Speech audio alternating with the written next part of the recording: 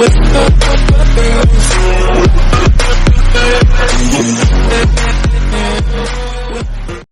Friends, मैं आपका अपना फ्रेंड अजय यादव आज आपके लिए लाया हूँ एक नए वीडियो जिसमें हम बीएससी एग्रीकल्चर 5th सेमेस्टर के अंतर्गत paste of crop and storage grain and there management का एग्जाम पेपर सॉल्व करेंगे। तो इसके अंतर्गत हमारा आज का पहला क्वेश्चन है, right the nature of damage of red pumpkin better and circulation, अर्थात कद्दू वर्गीय फसलों में लाल भ्रग की क्षति का स्वभाव लिखिए। यह करेले को छोड़कर कुकुरबिटेसी पौधों का एक गंभीर कीट है। इनका वयस्क लगभग आयताकार, चमकदार और नारंगी लाल रंग का होता है। इसके अंडे पीले होते हैं और पौधों के आकार पर या आधार पर मिट्टी पर देखे जा सकते हैं। पूर्ण विकसित युवा ग्रब सफ़ेद और बिना पैरों वाला होता है। इनका प्यूपा मिट्टी में जलरोधी कोकून के भीतर घिरा हुआ पाया जाता है। इनके वयस्क रंग पत्तियों को बड़े चाव से खाने का कार्य करते हैं, जिसमें पत्ती की परत में अनियमित छेद हो जाते हैं। लाल कद्दू बीटल आरबीवी युवा पत्तियों बीजपत्र अवस्था को खाना पसंद करती हैं और इसलिए कभी कभी पौधे उगाना भी मुश्किल हो जाता है। इनके कारण वार्षिक कीट पूरी तरह से विकसित पौधों की पत्तियों को भी खा जाते हैं या खाता है और पत्तियों को जाल जैसा बना देता है। प्रभावित पौधे सूख जा सकते हैं या सूख जाते हैं।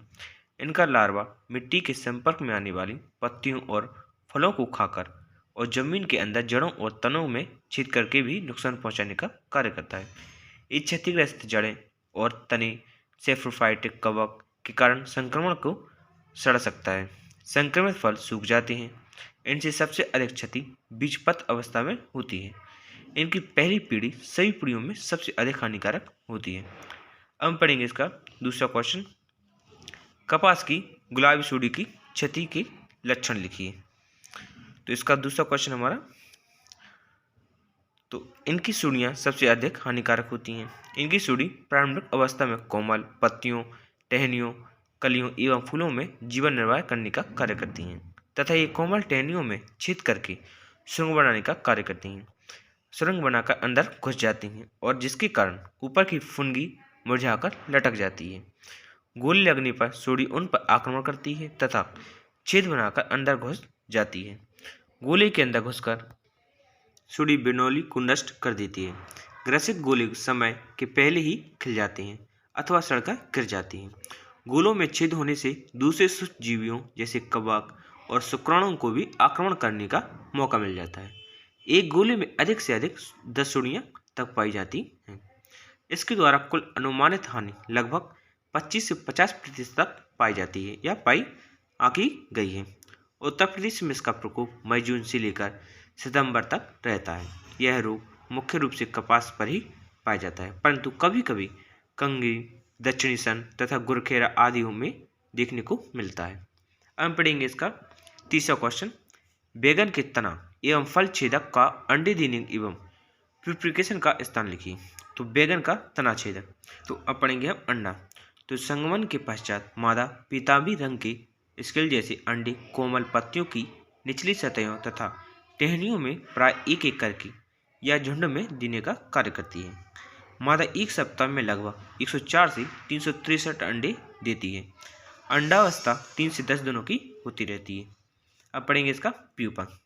तो पूर्ण विकसित सुंडी तने की सुरंग में ही रेशम का ढीला कोया बुनकर उसमें अथवा तने के बाहर निकलकर भूमि की दरार में प्यूपा में परिणत होती है। प्यूपावस्था मुख्य रूप से 6 से 7 दिनों की होती है। अब हम पढ़ेंगे इसका दूसरा फल छेदक। तो इसका अंडा क्या है, तो मादा कीट अंडे एक एक करके अथवा दूसरे 4 समूह में प्राय पत्तियों की निचली सतह पर देती है। अंडे कोमल तनों, फूलों, कलियों तथा फलों के बाह्यदल में भी दिए जाते हैं। अंडे क्रीम की तरह सफ़ेद और लंबे होते हैं। एक मादा अपने जीवन काल में लगभग 100 से 150 तक अंडे देने का कार्य करती है। अंडे फूटने का समय लगभग 3 से 6 दिनों का होता है। अब हम पढ़ेंगे इसका कृमि कोश। तो पूर्ण विकसित सुंडी तने अथवा फल से बाहर निकलकर गिरी हुई पत्तियों के माध्य कृमि कोश अवस्था में बदलती है। सुंडी नाभ के आकार का सिलिकॉन कोकून बनाती है तथा उसी के अंदर प्यूपेट करती है। कृषि कोष अवस्था 7 से 11 दिनों की होती है। अब हम पढ़ेंगे अपना अगला क्वेश्चन। तो मक्का में फॉल आर्मोबल का क्षति का स्वभाव लिखिए। तो आर्मी बम का प्रयोग आमतौर पर जून के शुरुआती दौर में होता है। मुख्य रूप से मक्का के पौधों पर ही आक्रमण करते हैं। आर्मी बम का मक्का को क्षति पहुंचाने का काम सभी चरणों में गंभीर नुकसान पहुंचाने का कार्य किया जाता है। आर्मी बम मक्का के पौधे से लेकर फलने फूलने तक हानि पहुंचाता है, जिसमें वह पौधों की पत्तियों को खाने का कार्य करता है। वयस्क अवस्था में तथा पूर्ण विकसित होने पर पत्तियों के अंदर जाकर हानि पहुंचाने का कार्य करता है, जिसके कारण पत्तियों पर पारदर्शी संरचना जैसी आकृतियां बन जाती हैं। हम पढ़ेंगे अपना अगला क्वेश्चन। सरसों के पेटेंट बग का वैज्ञानिक नाम तथा वर्गीकरण कीजिए। पेटेंट बग या चितकबरा कीट, इसकी स्थिति और गण का नाम लिखिए। तो इसका अन्य नाम क्या है? सरसों का दगीला कीट, सुंदर, झांगा इत्यादि। इसका वैज्ञानिक नाम क्या है? इसका वैज्ञानिक नाम वगाड़ा कुसिफेरम किर्क है, जबकि इसका गण क्या है? हेमीपटेरा, और कुल पेटांटोमिटी, जबकि उपगण क्या है? हेट्रोपटेरा। हम पढ़ेंगे अपना अगला क्वेश्चन, क्वेश्चन नंबर 7। मुझे 6 का आंसर नहीं मिला था, इसलिए मैंने इसे छोड़ दिया है। 7 है हमारा, संग्रहित अनाज में लाल घुन के प्रबंध की पद्धतियाँ लिखी। तो लाल बीटल या ट्राइबोलियम कैस्टेलियम टेट्रोब्यूटेनिक परिवार में बीटल की एक प्रजाति है जो गहरे रंग का होता है। यह संग्रहित उत्पादों, विशेष रूप से खाद्यान्नों का एक या खाद्यांशों का एक विश्वव्यापी कीट है। तो इसे कटाई से पहले भंडारों को अच्छी तरह से साफ करें और सभी इमारतों की दरारों जैसे सील कर दें। अनाज को लगभग 15% MC या 15 डिग्री सेल्सियस पर भंडारित करें। हमारा अगला क्वेश्चन है, गन्ना को 2 महत्वपूर्ण वेदकों या वैज्ञानिक नाम व उनकी वर्गीकरण स्थिति गण व कुल लिखी। तो गन्ने की श्वेत मक्खी, इसका अन्य नाम क्या है? लाई, सफेद मासी। इसका ऑर्डर क्या है? तो हेमीपटेरा, जबकि कुल क्या है? एलेरोडिडे। इसका अगला है पारिल्ला, तो इसका अन्य नाम क्या है? ऑल घोड़ा, जबकि वैज्ञानिक नाम क्या है? प्यूरिलिया पेरुपिसलिया। ऑर्डर क्या है? हेमीपटेरा। सब ऑर्डर क्या है? होमोपटेरा, जबकि इसका फैमिली क्या है? लोपिडोडाई। अब हम पढ़ेंगे इसका क्वेश्चन नंबर 9। अनाज के भंडारण से पहले प्रयुक्त सावधानियां लिखी। तो यह हम लोग क्वेश्चन में इसको मैंने सॉल्व किया। तो अनाज या नए अनाज को अच्छी तरह से सुखाएं ताकि अनाज में लगभग 10% से ज़्यादा नमी न रहे, तथा इसके बाद ही भंडारण करें। भंडारगृह को शुष्क एवं ठंडा रखनी चाहिए, जिससे कीड़े व फफूंदी का प्रयोग कम हो। भंडारण से बीज तथा भंडारगृहों को साफ कर लें। भंडारगृह की दीवारों व फर्श की दरारों व गड्ढों को बंद कर दें। दीवारों पर 120 से 150 सेंटीमीटर ऊंचाई तक तारकोल पोत देना चाहिए। अनाज भंडारण के लिए भारतीय कृषि अनुसंधान संस्थान नई दिल्ली द्वारा विकसित पूसा कोटि को प्रयोग में लाएं। अच्छी पैकिंग की आवश्यकता बीज की सुरक्षा, परिवहन एवं व्यापार हेतु आकर्षण में महत्वपूर्ण भूमिका निभाता है। अनाज संग्रहण के लिए नई बोरियों का प्रयोग करें। अगर पुरानी बोरियों का प्रयोग करते हैं तो 0.1% मेलाथियन 5 EC अर्थात 1 भाग दवा का व 500 भाग पानी का के घोल से 10 से 15 मिनट भिगोएं तथा छाया में सुखा लें। अनाज की भारी बोरियां सीधे जमीन व दीवार से सटाकर नहीं रखनी चाहिए। इन्हें लकड़ी के तख्तों व बांस की चाट पर थोड़ी ऊंचाई पर रखना चाहिए। कोठी में अनाज पॉलीथिन में ढककर बंद कर देना चाहिए ताकि अनाज में नमी न जा सके। गैर कृषि उपयोग हेतु विभिन्न प्रकार के अनाज का भंडारण नीम की पत्तियों के साथ करना सर्वोत्तम माना जाता है। नीम की निवोलियों का पाउडर 1 भाग तथा 100 भाग अनाज को मिलाकर भंडारित करें। निरीक्षण तथा भंडारण में हवा की संचार हेतु या भंडारण की दीवार एवं बोरी के ढेर अथवा 2 बोरी के ढेर के बीच में कम से कम 30 सेंटीमीटर का अंतर रखना चाहिए। बोरियों को ढेर का आकार 6 से 9 मीटर से अधिक ना हो। बीज की नमी 9% पर भंडारण का तापमान 25 डिग्री सेल्सियस तक लाभकारी होता है। अनाज भंडारण से पहले भंडार घर की अच्छी तरह सफाई करें तथा कूड़े कचरे को जला या दबा दें या नष्ट कर दें। साथ ही अनाज को अच्छी तरह से सुखा लें। हमारा अगला क्वेश्चन है, अनार में थ्रिप्स के प्रबंधन की पद्धतियों को लिखिए। तो यह अनार का एक प्रमुख कीट होता है जो कोमल पत्तियों, फूलों एवं फलों से रस चूसने का काम करता है। जिससे किसानों को आर्थिक हानि होती है। इसके प्रबंधन के लिए साइट्रानिलफोयल 10.26% ओडी 300 मिलीमीटर प्रति लीटर एकड़ 400 लीटर पानी में घोलकर छिड़काव करें। इन प्रकार के कीटों को या इनके कीटों के अंडों को नष्ट कर देना चाहिए। हम पढ़ेंगे अपना अगला क्वेश्चन नंबर 11। अमरूद की फल मक्खी की क्षति का स्वभाव लिखिए। तो इसकी तितली अमरूद फल पर अंडे देती है, जिसमें से लार्वा निकलकर अमरूद के फल में छेद करके फल को खराब कर देते हैं। इससे प्रभावित फल टेढ़ मेढ़े व फल के अंदर मुँह वाली गुलाबी सफ़ेद रंग की इल्ली निकलने लगती है। हम पढ़ेंगे अपना अगला क्वेश्चन, आलू की सूढ़ी का जीवन चक्र। तो आलू की सूढ़ी के जीवन चक्र में 4 अवस्थाएं होती हैं। इनके जीवन चक्र में मुख्य रूप से 4 अवस्थाएं होती हैं: अंडा, सूढ़ी, कृमिकोश तथा पूर्ण मिलती है। तो हम पहले पढ़ेंगे अंडा के बारे में।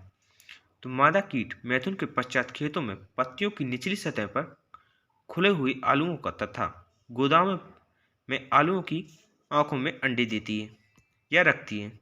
अंडे प्रारंभ में सफ़ेद रंग के 0.6 मिलीमीटर लंबाई तथा 0.4 मिलीमीटर चौड़े अंडाकार होते हैं, जो बाद में भूरे तथा फटने के बाद या फटने के समय काले हो जाते हैं। प्रत्येक मादा अपने जीवन काल में 100 से 150 अंडे देने का कार्य करती है। ये वातावरण के अनुकूल दशाओं के अनुसार 3 से 4 दिनों में फूट जाती हैं, जिससे छोटी छोटी सूढ़ी निकलने का कार्य करती हैं। हम पढ़ेंगे इसकी सूढ़ी। तो है 1.1 मिलीमीटर लंबा, सफ़ेद तथा सिर काला होता है। यह अपने जीवन में 5 बार निर्मुख करती है तथा पूर्ण विकसित होने पर 22 मिलीमीटर लंबी होती है। इस समय इसका रंग हल्का हरा होता है। पीठ पर पीली लंबाकार माध्य रेखाएं होती हैं। इसके बदन पर कठनाएं या कड़िकाएं होती हैं।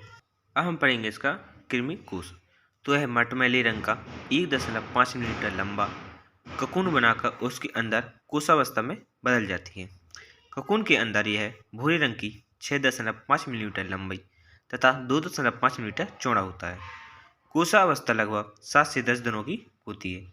इसके पश्चात इसे पूर्ण कीट बाहर निकल आते हैं। अब हम पढ़ेंगे इसका पूर्ण। तो पूर्ण पूरी कत्थई रंग का 6 मिलीमीटर लंबा तथा पंख विस्तार 12 मिलीमीटर होता है।